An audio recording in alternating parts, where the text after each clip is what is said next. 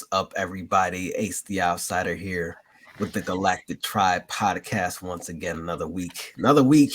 It's going up. Rockets fuel. Come on to space with us. We journeying today. Lelouche, how you feeling, fam? I'm feeling good, man. It's Friday. So I mean, that means you gotta get down on Friday. At least that's what that song said, I think. What song is that? The old Rebecca Black song, Friday. You gotta get down on Friday. If I heard it, I probably recognize it. My brain. It's probably better that you don't. It's a terrible song. Okay, it's a horrible song. All right. Well, I appreciate the heads up on that. What's up, y'all? This is the Galactic Tribe Podcast. Hope you all are enjoying your week. January. Hope the first month of the year of 2023 is going well for everybody. Already, man. It came and went, and good riddance. Cause man, like, it's still cold up here in the Buffalo, New York area that we're in right now, and I'm ready for some warmth. But I know I won't get it until like May. So of course we stuck with it, but it is what it is. We'll make the most out of it. That's what we do here. Like Lelouche is from Chicago, y'all. If y'all didn't already know that. So what's the cold difference like between the two cities? So honestly, right now, Buffalo feels like a Chicago winter just because you got the low temperature plus the windiness. Yeah. Like this feels like Chicago to me in the worst way possible. But like overall temperature is usually a little bit warmer than it is, or warmer out there than it is out here, just because for further south and less lake that you're blowing directly at. But yeah. This is starting to remind me more and more of Chicago with like the windstorms and stuff, man, and that's not necessarily a good thing. Not at all. Windy City, man. You're not by like a big body of water either, right? Y'all are in Illinois. It's like Michigan. Yeah. Finger Lakes. Okay. So I get it. Yeah, but nowhere near like this because I guess the further east you go from those Great Lakes, the less of the lake effect you're going to get. And we don't get nowhere near as much as y'all get out here. It's like night and day. Yeah. Now look at us with our professional meteorologist talk here. Lake effect, snow. Right. I guess it's something I had to learn from me. I was like, because I had to know, it's like, why is it so much snow here? It's like I've seen snow. I grew up with snow, but like y'all. Like light snow to y'all is like why are we doing this? Like I don't want my truck covered in snow just for like a Tuesday. Like it's just a regular. I don't know, man. It's borderline survival techniques, man. Survival strategies, because you got to know what's coming, man. And as we were talking about climate change and climate justice. Just a few weeks ago when we had our brother and sister on, John and Monica. We got a couple of clips on our Instagram right now, but we were talking about how intense the weather is and why it always disproportionately affects Black people. But y'all can go back and listen to that episode. Today we're talking about some more fun stuff. We talk about Afrofuturism on this show. And I'm not like the Afrofuturist extraordinaire expert on this type of thing. We're just telling Afrofuturism through our eyes, things we like, things that pertain to myself and to Lelouche and whoever else will be the guest for that day. We all have our own way of talking about Afrofuturism, which I think is the beautiful thing about it is that, we all get to kind of take our jab at, a Black future and what we see, what we want to see. And, for some people, it might be, I want to see different Black video games and cartoons and shows. And for other people, it's like, nah, we need to be making money. We got to be free from racism. We got to be free from colonialism. So, there's a lot of different ways we can go about this. So, but yeah, let's start with this conversation. So, conventions, right? There's a lot of conventions all throughout the year. And there's definitely a difference between a convention and a conference. we just learned that officially thanks to ZoraCon today. Thank you. Yeah. So, depending on what you're looking for. But there seems to be like there's a conference and a convention for almost everything. Whether you're into comics or anime, or whether you're into My Little Pony or Transformers, or I don't know. Those My Little Pony conferences are like huge. And they're majority male. Like I didn't expect that. But yeah, that's a thing. It's a thing. So, convention, people come out, they bring merchandise, they dress up, they do costumes, they do competitions.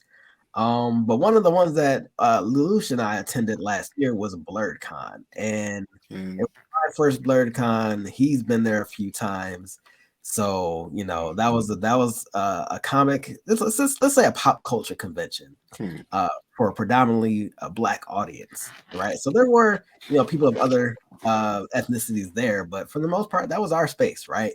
And the great thing about that, even like the root of the word Blerd, is because Black people weren't being acknowledged for their nerdism or their geekism. They couldn't, and it wasn't just like social stuff, right? It wasn't just a bunch of people on Instagram or Facebook are saying that I can't do a Black cosplay, I can't do a cosplay with somebody who's a white character. It's beyond that. It's seeing ourselves on different creative shows and everything. Like our visions don't get that same amount of light because maybe a producer or somebody who can fund the project is like, that's not going to draw a lot of people. That's not a great idea. Yeah, it's great for Black people, but we're trying to serve white people on our platform. So all these different things. So that's why stuff like the word Blerd and BlerdCon and all the other Black pop culture conventions exist around the country. Yeah, I definitely agree. I mean, and you see as the Blerd culture rises, you're seeing more influence from it. Like we like Kang is a Black guy, like the great hero Kang the Conqueror, who I'm praying defeats the lowly villain Ant-Man in a couple weeks. Is like, I mean, that's a thing now. Like that wouldn't have been a thing 5 years ago. You know what I'm saying? So just seeing how 5 years ago was Black Panther II, so 6 years ago. That wouldn't have been a thing 6 years ago. So just seeing how we're progressing as a culture and learning more aspects of it, like how Afrofuturism connects to Black nerdism. Yeah, basically the same thing. So I mean, it's just an exciting thing to see that it's becoming a real thing.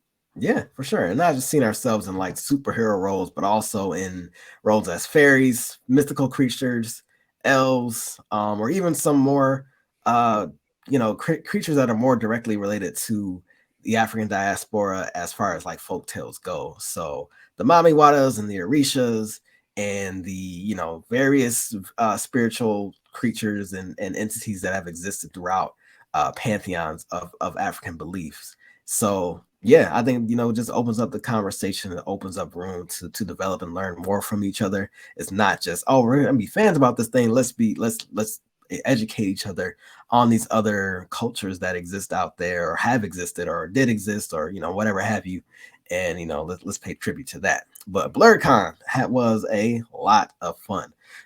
Lucy, how many times have you been?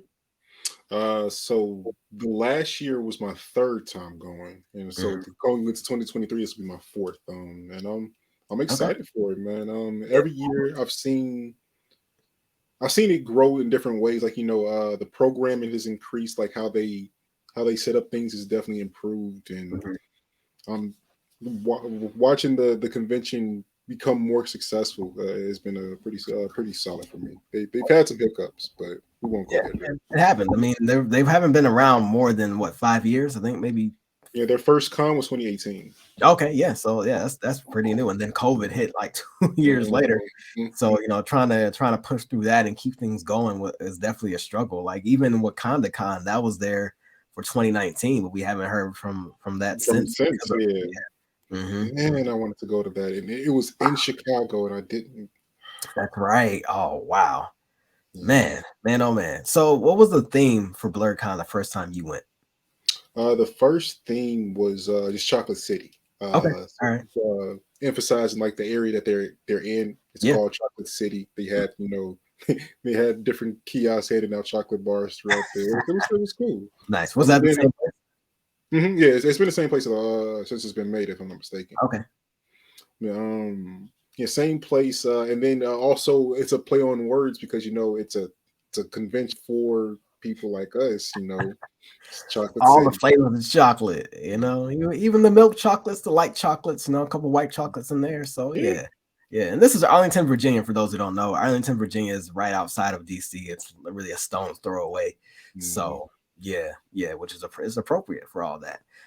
So when we went, it was homecoming was the theme, and it was like the Black marching band, and so they opened up the convention with a marching band. Like they came in, music, drums, horns. It was just a beautiful thing. Like it felt like I was in a different world for a while because it was really just a bunch of Black people in one area, just enjoying each other's looks, slapping each other up, giving hugs, taking pictures of each other.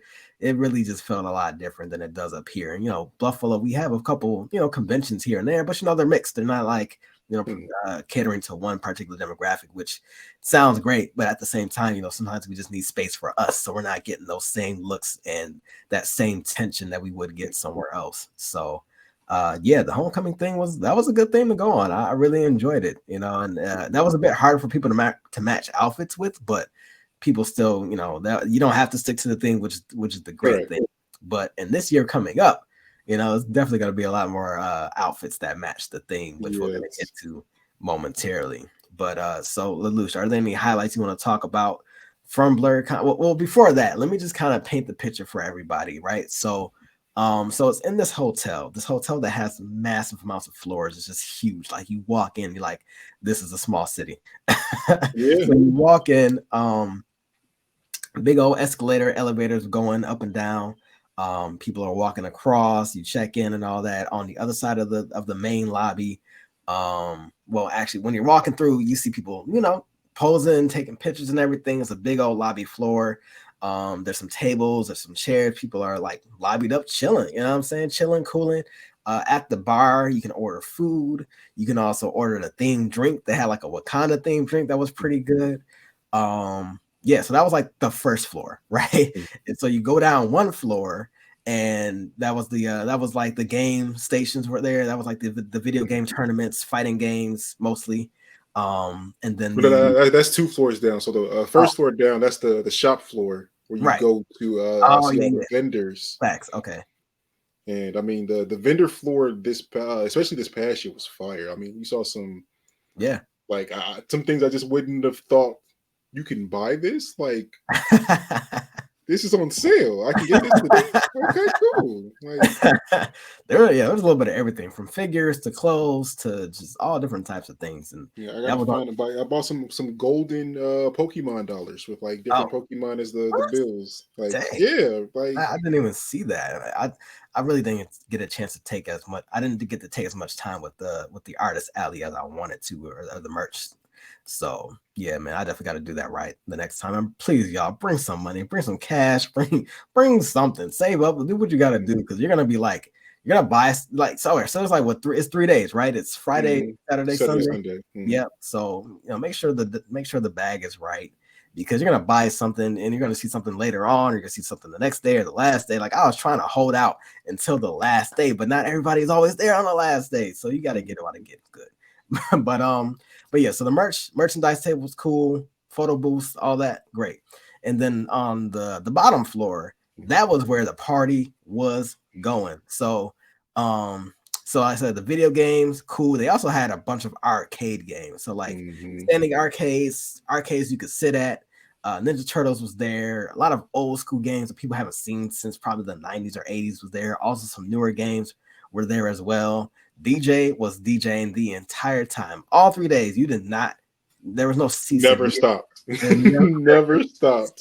It was a rotation of different DJs. All were fire.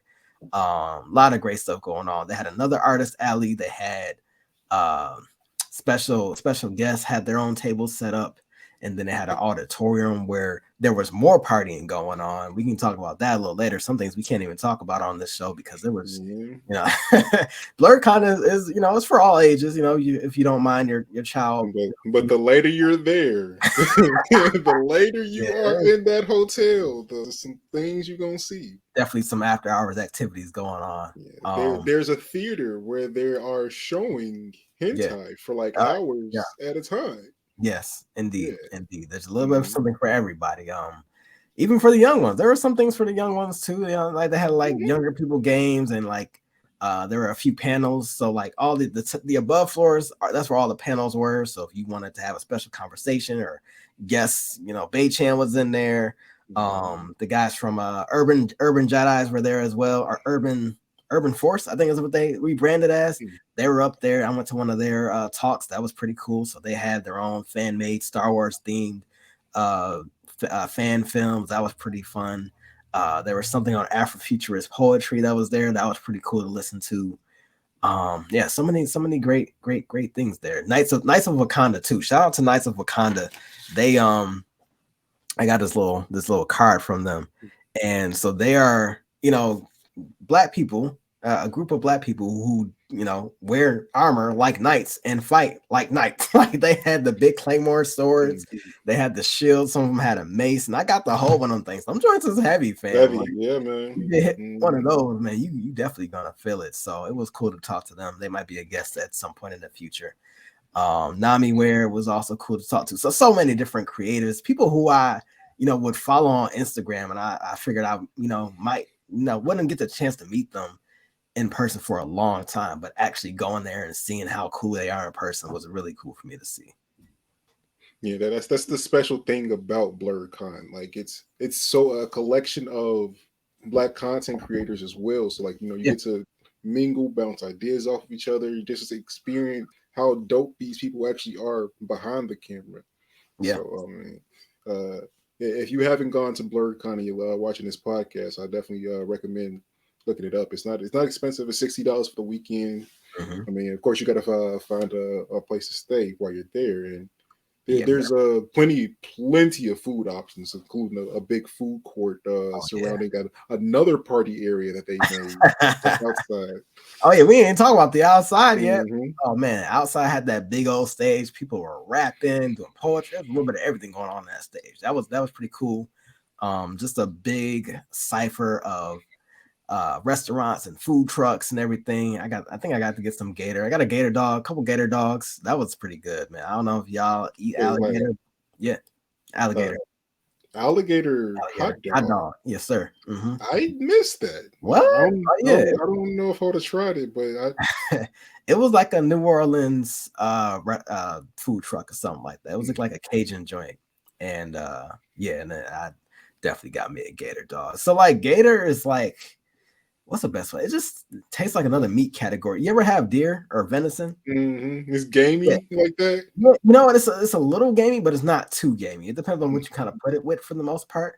Like I had some alligator jerky when I went to New Orleans, and it wasn't as gamey. Like it's almost got like I'm trying to say like a lake water taste to it, but it's not like lake water. It's like a salty, watery, like pond scum. Pond scum. Yeah, you can taste the swamp a little bit when you taste it, but it's not like it's just a swamp. Maybe it's just the seasonings they put together with it, but yeah, I actually enjoyed it. So I say try it. If you don't like it, it's cool. If you do like it, I'll try it. I'm adventurous when it comes to with food. Right. And a lot of others too. But you know what I'm saying? Get like, who is brave enough to hunt that gator and then to make it into a hot dog? Like that's multiple different dimensions of bravery right there. Yo, the gators are like deer down there. Like once you hit a certain line, like between Florida and Alabama and Mississippi, like there's just gators are just I've run into several, and every time I do, I turn around immediately. Like it's just the opposite. Like they never saw me. Like one of my homeboys from high school. He actually wrestles gators. He lives in Florida now, but he was raised here in Buffalo, New York. Of course, he's in Florida. Florida man wrestling gators. That's the way you're gonna wrestle gators. That's the best way to go. It's like going to New York for rap. Like yeah, go down there. Like man. Yo, yeah, those things are big, man. Like I just saw a video going around of a gator getting like somebody trying to hunt a gator. It grabbed its arm, like, and it's in the water, and it just starts spinning. Like, oh yeah, that's real. Yeah, that's real. I'm just like, why would like I don't like my arm. Like both arms are like a necessity for me. Yeah, and they roll like a cup like 10 times in a row. Like they will really roll your joint off. Like I can't imagine my arm twisting like that. Oh boy, yeah, that's rough right there. Oh man. But yeah, there's a lot of great highlights from BlerdCon. There's other Black comic conventions going on too. So definitely, like if you look up Black comic conventions, you'll get a full list. And they're all across the U.S. country. So really, just take your pick and see what you find. And if they're not as big as BlerdCon, keep telling people about it and get some more attention on them. Yeah, I would tell you to hit them con, but they're already sold out. What's that? DreamCon, but I'm already knew. Like I knew how fast they sold out last year, and that's when I wasn't thinking about it. And then I saw this year, I'm like, oh yeah, I'm already know. You might be able to slide. I'll tell you about that too. We get some backstage passes. Actually, you got to submit a panel for BlerdCon before that fills up too, and see what's in there. Oh yeah, I forgot to talk about this. Speaking of like Afrofuturism, one of the creators, he had this title called Ancient Illumination. Which I forgot the actual premise of it, but yeah, I just saw like this cover. I'm like, okay, I'm sold already just because of how this character looks. It looks like Stone. Vishon. This looks like speaking of Vishon, there was a girl who cosplayed as Vishon. I saw her. I saw her. She was fun. She was we were in a panel together. I won't talk about what that panel was, but it was cool to talk to her and see the things she had to offer. So it's familiar imagery with the ox and everything, space and all that. So yeah, he also has novels on top of this, not just graphic novels, but actual novels as well. So Tuskegee Heirs, another great title that I've been following for years and have wanted to see on an animated screen. Like I would definitely trade Tuskegee Heirs for Cannon Busters, like no question. Immediately. That's not even like. Why didn't that happen already? What are you doing, Netflix? Like, what's going on? What are you doing, Netflix? Come on, man. There's so many great creators and ideas out there, whether it's webtoons or independent creators. There's so many great ideas out there, and we're not even on the precipice of it. Like, there's so much more to learn and find out, man. G-Tribe 2043. We're gonna come out with the animation studio. And we're just gonna do it ourselves. We're gonna make the 2B movies, but like Afrofuturist. Yeah, man, and all animated, none live action. Yeah, oh man, that would be hard. I mean, I think the way that technology is moving and how accessible, like look at how much our cell phones have come in, like even the past 10 years, right? 10 years ago, all right, so 10 years ago, 2013. I don't know what phone. I don't even know if I had a touchscreen joint. I might have still have buttons on my joint, to be honest. No, I had a touchscreen. It might have been like an iPhone. I think I had the touchscreen BlackBerry. Yeah. Like, it still had the scroll thing on there, but you can still have yeah. And then only a few years before that, like we still had the flip phones and all that stuff going on. So like, technology can razors. Oh, the razors. That's going back too far. Chill. That's high school.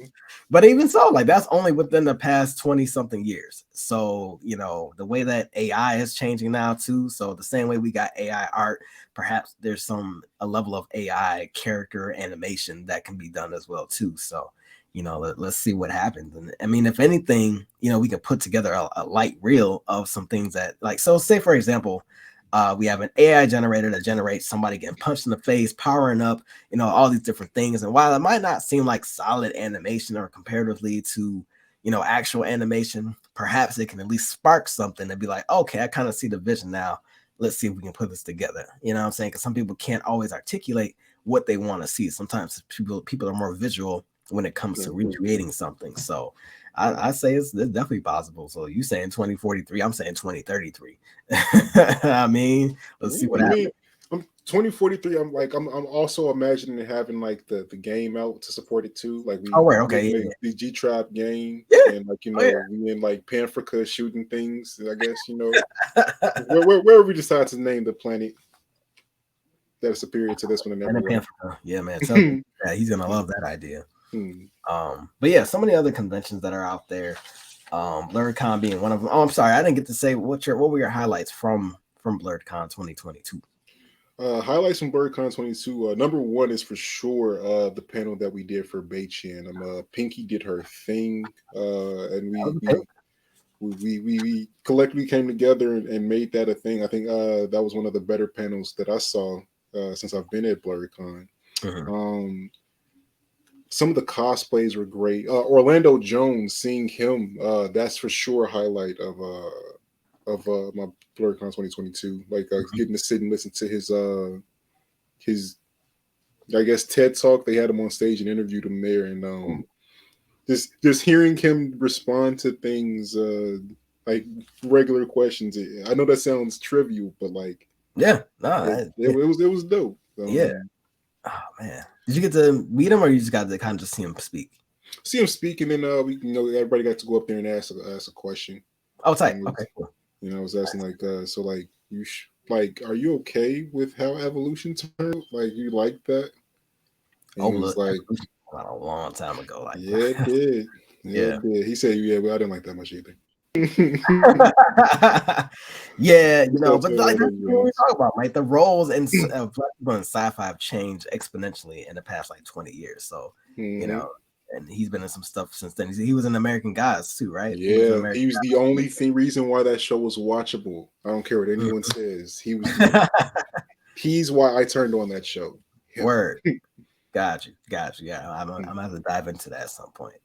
But word, so I just send you the clips on YouTube. It's better. Fair enough. So you want to bring up the new BlerdCon graphic for this year? So, fade to black. Fade to black. Black Faes, where y'all at? Yeah, y'all. So BlerdCon is going to be doing a fairy Fae theme this year. Faes have definitely taken over the social media waves in the past few years. Shout out to Miss Ink Queen, who has definitely done some great stuff. I did some photos with her a while ago. Check her out at Ink Queen 77. I think that's her handle. Was it Ink King Cosplays? Ink Queen Cosplays. Okay, yeah, Ink Queen Cosplays. Yeah, check her out. She's got some great stuff. So get them fairy wings, get them elf ears. Make sure them drinks is sitting right on your ears. Make sure you get the right color, the right shade. Get some Fenty ears.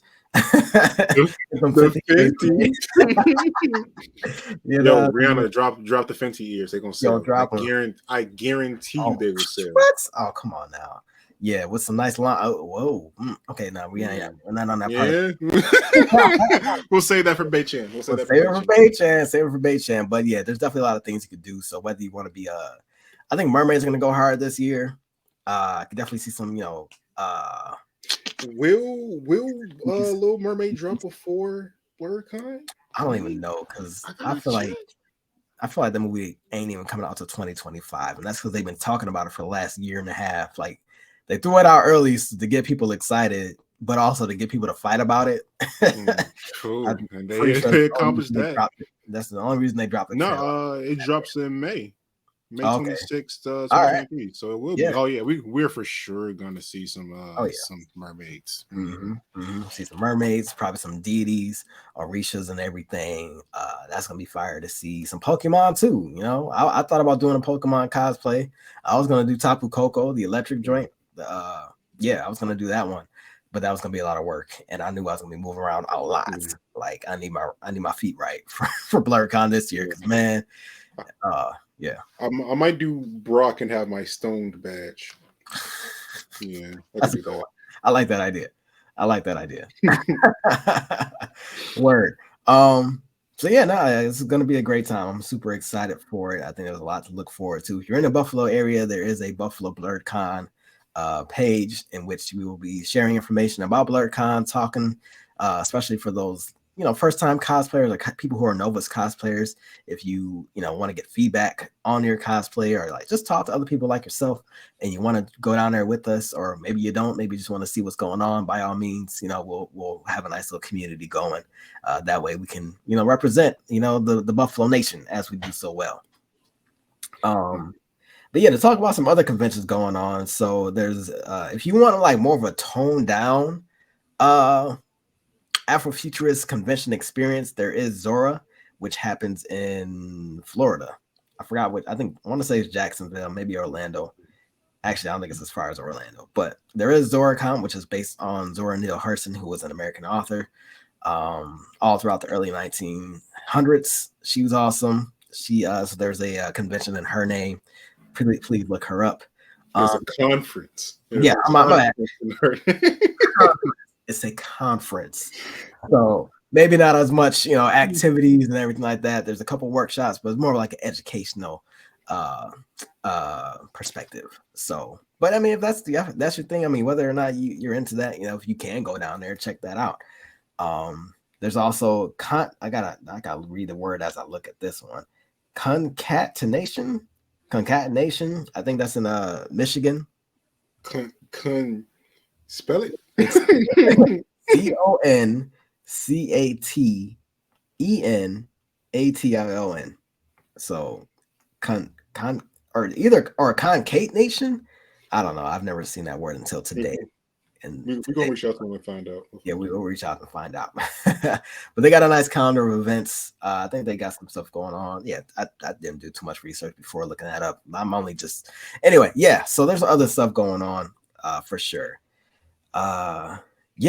Yeah. So I mean, just DreamCon. Like, if you don't know what that is, like, look it up immediately. Trying to push DreamCon. Nobody else is going. Oh, Lelouche, like no one else can. The tickets are sold out, and it's January. That thing's not until what? August, July. Like, it's weeks after BlerdCon. Yeah, mid-July. 7 months. It's sold out, and the tickets went on sale like what?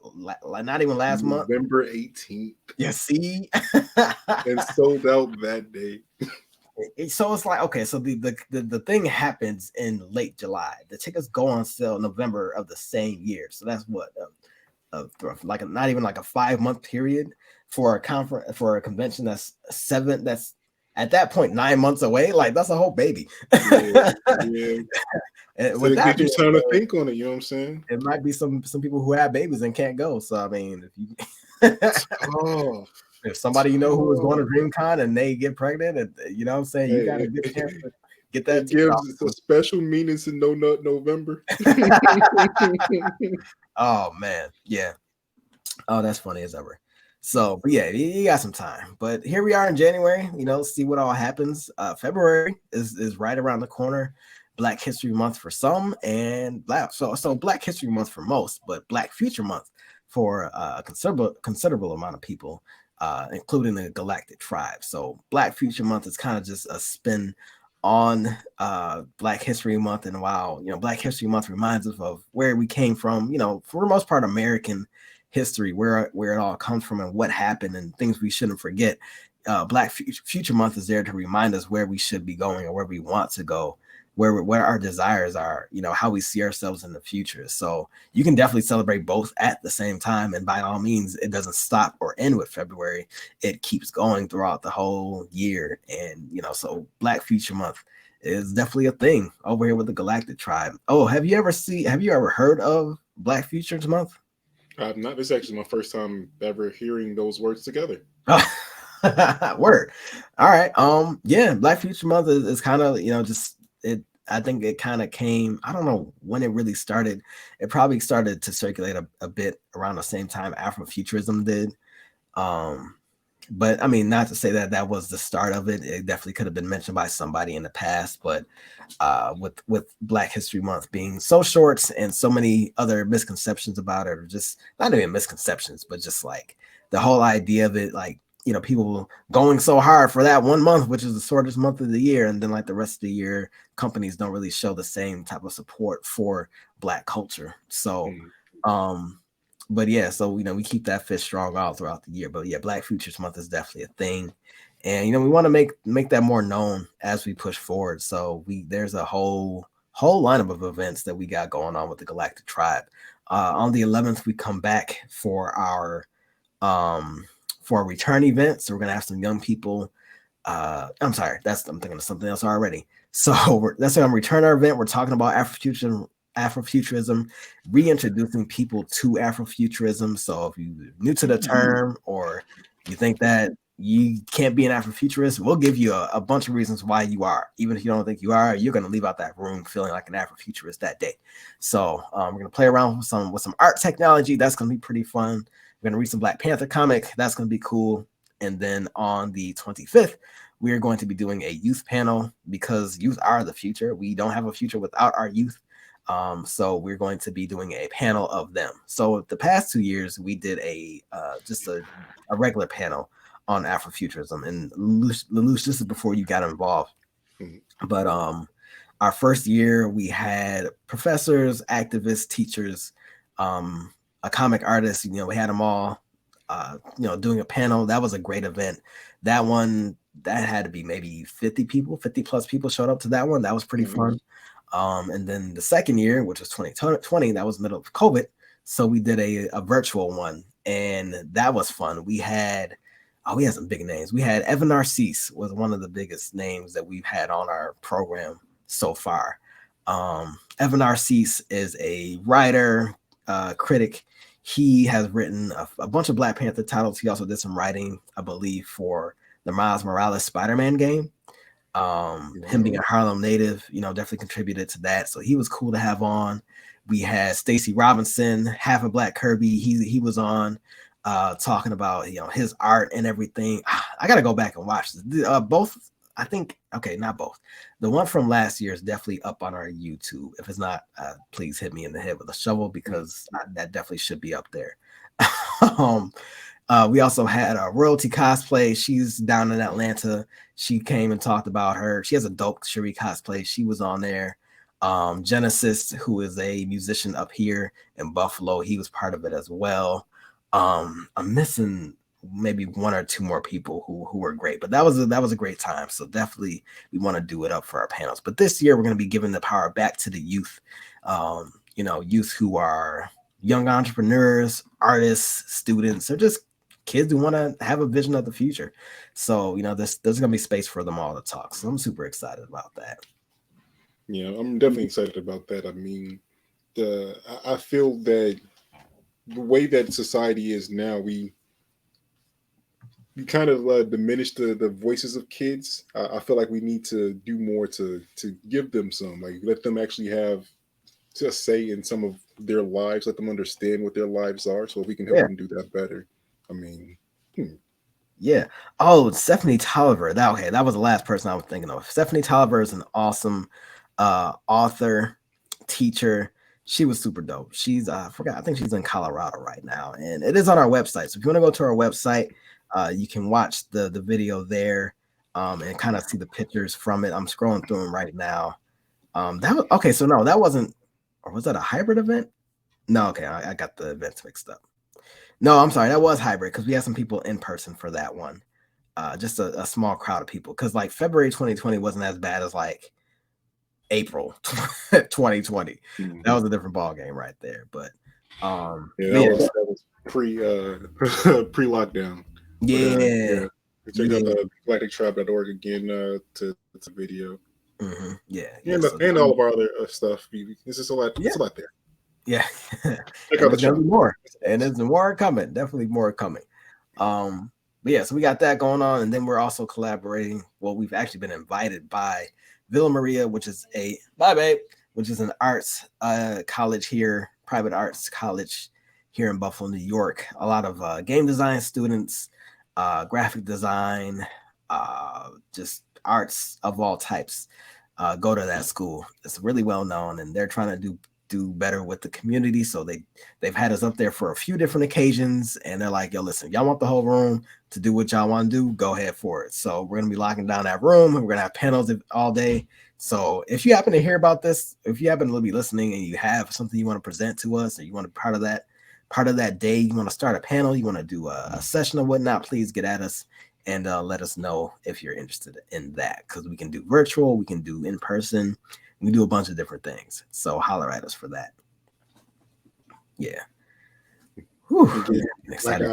Galactic Tribe work for that to contact us. But so I'm really excited for the BlerdCon. I mean, this would be my first time going to a convention out here, so I'm curious to see what it looks like. And also, I mean, knowing that it's a art school, that I'm definitely looking to build some connections with some people there. So. Oh yeah, you're gonna love the campus. If there's not a class going on in that one room, they just built a new room with like these dope computers, fam. Like these just like the whole room itself is like something. It's like a mix between like a gaming lounge and a classroom. It's like the walls are dark in there. They got these cool overlights. I think the computers also have like some light up strips or something. It's nuts. And then they just renovated their commons lobby.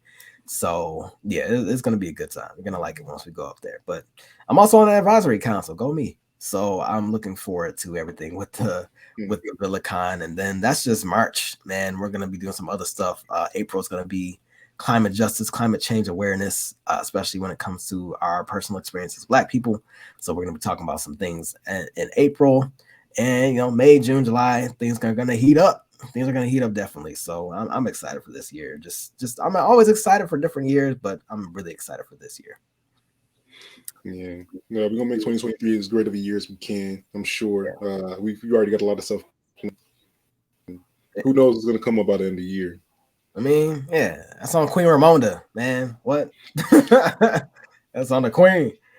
So can we take a slight tangent to talk about BP2 for a second? Just for a second, because like I've been hearing from a lot of people, right, that they really didn't like Riri, and I just didn't understand how that's possible. Because like she was the best character in the movie, at least to me. Mm-hmm. Like, but people were saying like she wasn't necessary. Like, I mean, I can agree with some. Like, some people say that they don't like the design of her suit. So I mean, that's cool. I mean, that's fair. But like, she was dope. Like, she was. That was the first time that we had like one of us in a Marvel movie. Like, I mean, yeah, it was sure we got Sam from Captain Falcon, but like he's military, you know what I'm saying? Like he's got a certain level of dignitary to that he's gonna portray. Yeah. But no, she was real. Yeah. And he had more of like a companion role too. Like both him and Rhodey both have like companion roles. Mm-hmm. So, but we haven't seen a young Black person like really as a hero in the cinematic universe yet.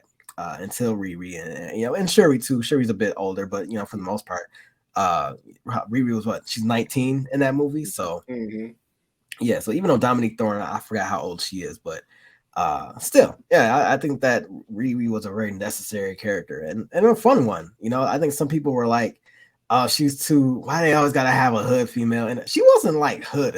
You know what I'm saying? She wasn't. She was at MIT. She was at MIT. She was can you be happy, please, for a young Black woman going to MIT?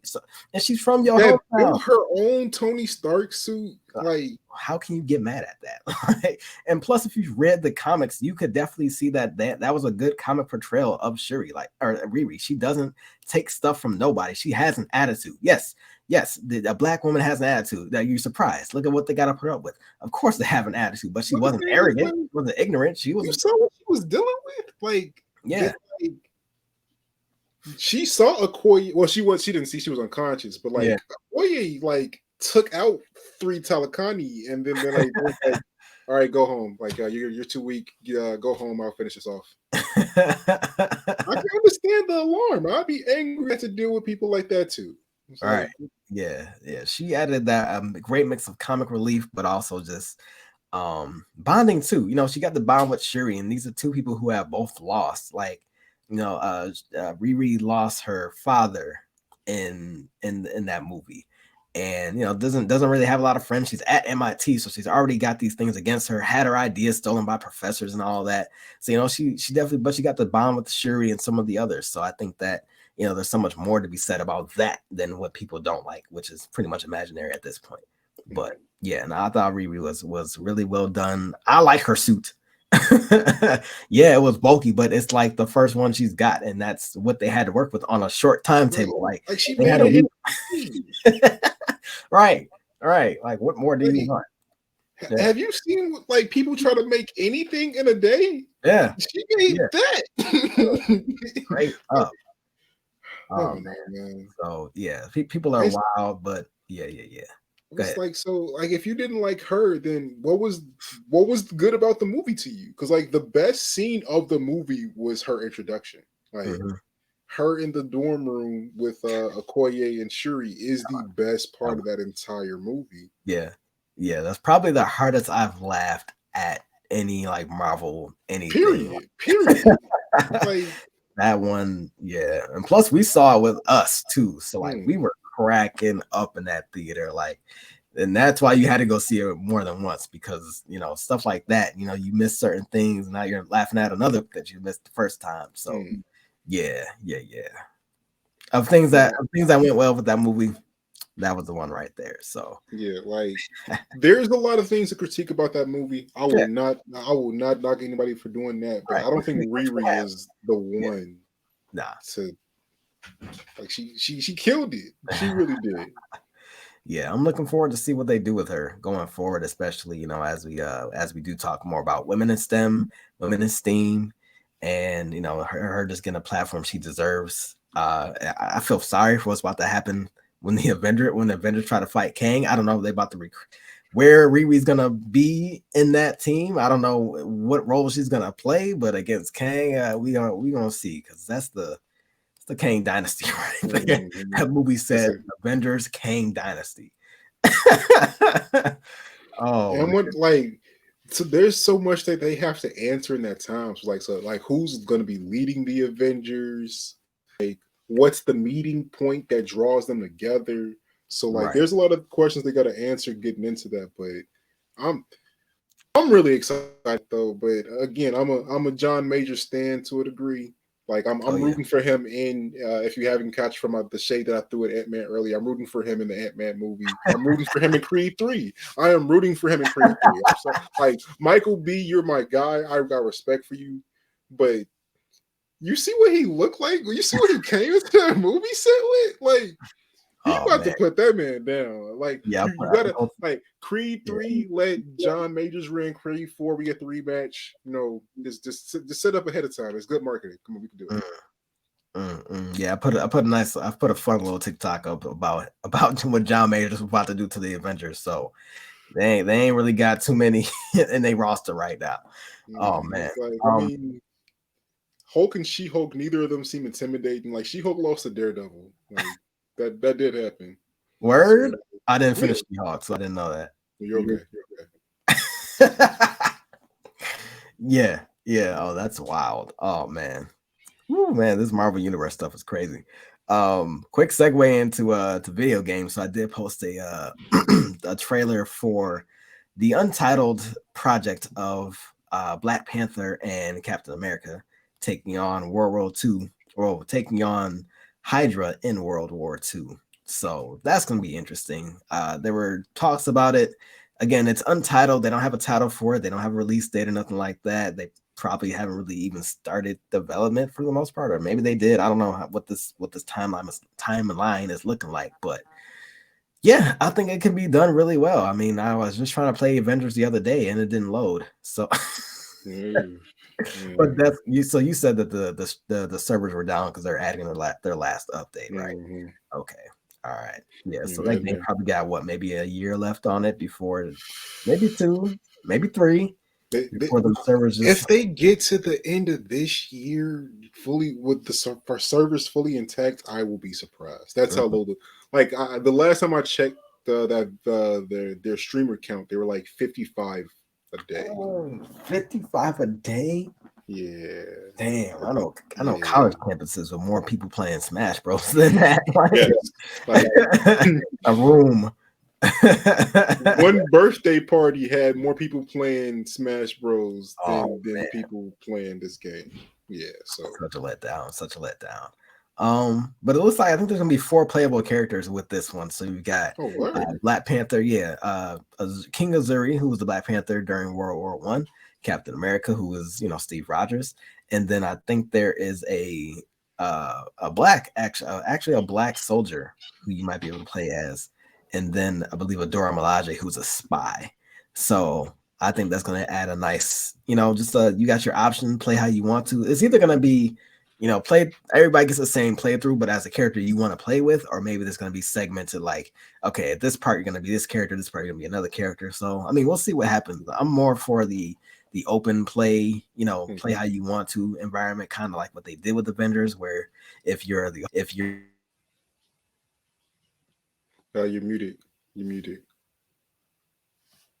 you can super jump from place to place.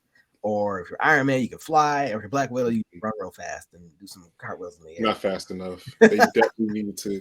Like, I don't understand why they didn't add some type of movement ability for the non-super people. Like, she had give a motorcycle. Did she have a grapple? Not enough. She had a grapple, but you're not keeping up with Hulk jumping across everywhere while you're grappling, right? Like, he's covered a mile in a single leap.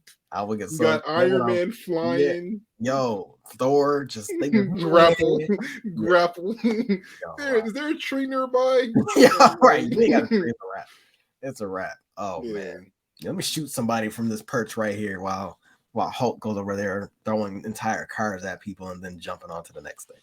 So yeah, I won't bash Avengers too much. I mean, it there were good things about it. The combat on it was pretty solid.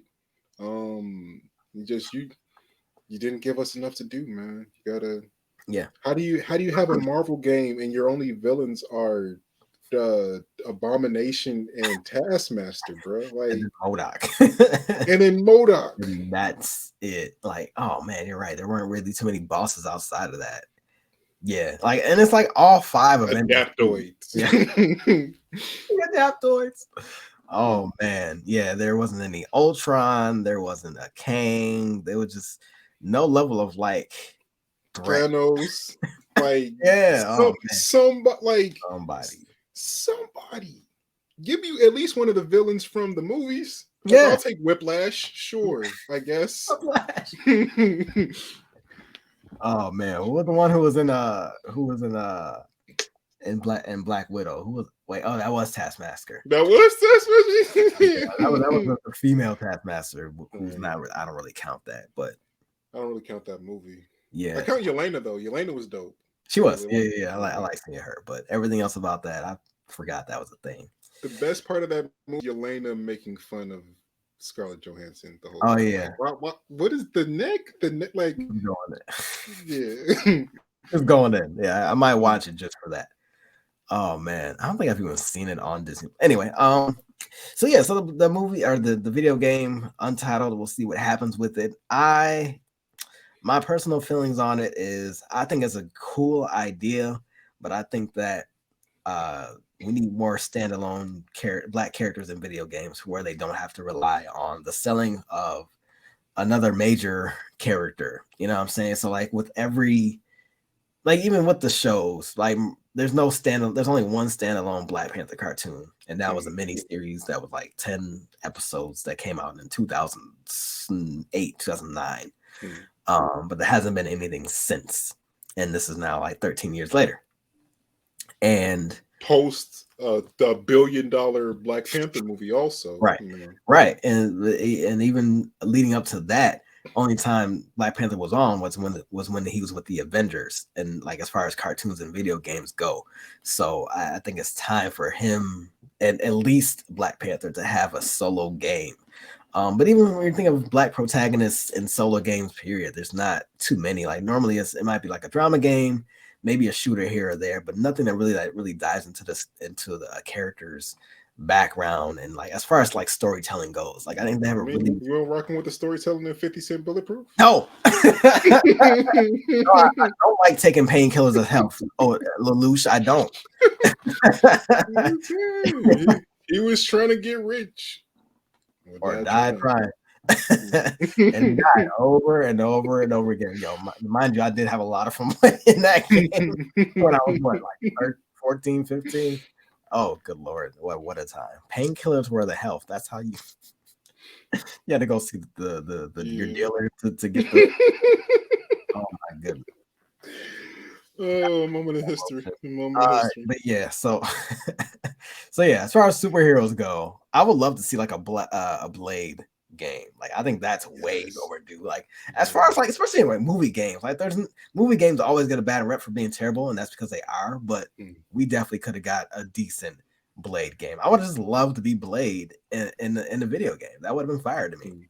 All right, so not BP. Yeah, I gotta take him out. If you can make a superhero game about any Black superhero, who's the first one you want to do? Is it Blade? It's Static, actually. Static. Yep. Yeah. Come on. Yep. Like, immediately. It can have the same appeal, the same draw, I think, as a Spider-Man game. And Spider-Man's hard to compete with, of course, because the web swinging, there's no like comparison to web swinging. Like, it just looks a certain way. You can't really replicate that with most other games. And I won't hold you too much longer because I know you got something to do. But yeah, a static video game would be, I couldn't tell if you were frozen or you were looking down. I'm sorry. You're good. Yeah, like a static video game would go hard, I think. And not just like him flying around on the saucer, but him solving puzzles, using his electric powers to unlock different things or battle different enemies. I think his rogues gallery is also pretty cool too. Like, if they just throw the multitude of villains that he had in there, like the kangaroo dude with the big sneakers, the shadow dude, I'm drawing blanks her names, and even the series itself really didn't touch on. Ebon. I was just watching Static the other day. There's a lot of characters that didn't make it from the comics into the show, like Holocaust, and probably because it was why. Why. Like, they made his best friend Richie. Richie wasn't, his best friend in the comics, and then so but yeah, I think there's a lot of different things they can do. And they actually did bring back Holocaust for Young Justice, but they changed the entire backstory and did the same thing with Static himself. But yeah, Static video game would go super hard, especially for young kids, young teenagers. Let me get on that saucer and flying through the city and like grind on surfaces like Tony Hawk Pro. Let me do that. Or at least like I don't know if you ever played the game Infamous back in the day. Yeah, grind on the electric power lines. Like I'm about to say the electric rails. And that too. Electric rails, he could grind on the train rails. So I wasn't wrong, but I was not thinking that word. Yeah. I thought of Prototype too immediately. I didn't get to finish the game. Yeah, Prototype was a good series. Like, there were like 3 sequels to that. Three. I think so. 2 or 3. Yeah. So a static game would go hard, or just like a Dakota-verse game where there's Icon, Rocket, all of them. And I mean, you could also put cameo. I mean, you don't even have to do cameos, but maybe you can do cameos of major DC characters like John Stewart, Batman, whoever. Or if they even threw in, maybe you team up with somebody like Signal, or I'm trying to think of another Black DC hero, Firestorm, or anybody, or Rocket. You know what I'm saying? I would love to see if one of those characters had a cameo in the thing, because like they did this big reboot with Milestone just last year. So why not? Question. Yeah. Do you count Martian for his Black? Yep. Because I do. Sure do. Yeah. We count Piccolo and Skeeter as Black. All right. It's because they green. Skeeter, like from Doug. I've not heard that one. Really? But wow. I can see it. You can see it a little bit, right? Just a little bit. Like, because there's like a picture of a Black character cookout, and Skeeter's in there. And I'm like, you know what? I ain't mad at that. I ain't mad at that at all. I don't know why I've never thought about him as a Black character before, but now I gotta watch Doug again. It's funny how the characters are like usually green too. Like weird. It's like, but you can't let it, but you don't. Right. Like, I feel like it, but yeah. Same thing with gargoyles. The Goliath was Black. Oh, played by Keith David. You can. Yeah, come on now. Yeah. He feels. Yeah. Oh man. Yeah, I would love to hear some Keith David voice acting in a static game. Phil Lamar too. Phil Lamar being the original voice for Static. So many different things. But yeah, let's keep on pushing for more Black characters in video games. Not just for Afrofuturist sake, but just in general. Like, why the hell not? speaking of Afrofuturist games, there is one that I actually came across called "We Are the Caretakers," which sounds like a crazy name for for something like that. But it's a game on Steam. It's $20 if you're on Steam. Steam is a independent game platform. We can buy games and play online, play on the computer, play on various things. But it's basically an XCOM turn-based style game where these Afrofuturist, pretty much park rangers, are defending wildlife, I guess. So the premise sounds interesting. So I'm gonna try it out for $20. Why not? You know what I'm saying? Their game can only get better or worse, whatever. But what's it on? That's on Steam. It's only on Steam? Okay. I think so. Yeah, I've only seen it on Steam so far. So I got a nice laptop. I'll play it on here. Yeah, why not? Yeah, why not? And I mean, the minimum requirements for it are Windows 7. So if you got Windows 7, at least you should be good. If you can find a computer that works currently that doesn't have Windows 7, that's impressive. Like that's a rare find. That's a rare find. Indeed it is. Oh man, but yeah, check that out. Check them out, and hopefully the creators behind it. That's the other thing I want to talk about. Like if they do, whether they do a Black Panther game or a static game, like I would love for the staff to be Black. You know, because I want the authenticity. I want the storytelling. I want it to feel like somebody who knows how I feel help develop this game. Not to say the entire staff has to be Black or whatever, but it would be nice. But it is what it is, because even I got the art book for the War for Wakanda DLC, and it's told though a white person was, I guess, the lead game developer. It's Avengers, right? So the same reason why I'm saying that we would love a standalone game. And not to say he didn't do a great job. I think it was a great job on behalf of the whole development team. They did the research, they really did a fun job. But I really want to see more people of color involved in the game making process, because we're part of the consuming. We consume, but we got to see ourselves as developers, and hopefully our relationship with Villa Maria will help kind of get that going a lot more for young students of color who want to get into game development. When I thought about it, like, I don't know, Lelouche, did you ever think about going into game development at all? Yeah, absolutely. Like, I still want to do it. It's just that it's a lot of money that it takes to make a game. So, like, I've heard so many horror stories about people's experiences working for AAA companies doing that. Like, crazy work hours and then getting laid off like immediately after you finish your work. Yeah. So, I want to do it, but I don't want to do it for other businesses. I want to do it for us. I want to do it. I got you. Yeah, and that's the other thing, is the industry itself has issues like any other industry. So but the more we get involved and the more avenues that there are, we can kind of start to curb that a little bit, because there are independent game developers who do fantastic jobs. So we'll see where that goes. But yeah, y'all, this has been the Galactic Tribe. Thank you again for listening. I'm glad to be here, episode 8. Still getting some stuff in the works. We're trying to work on a theme. We're gonna get some people in the studio to do some dope stuff.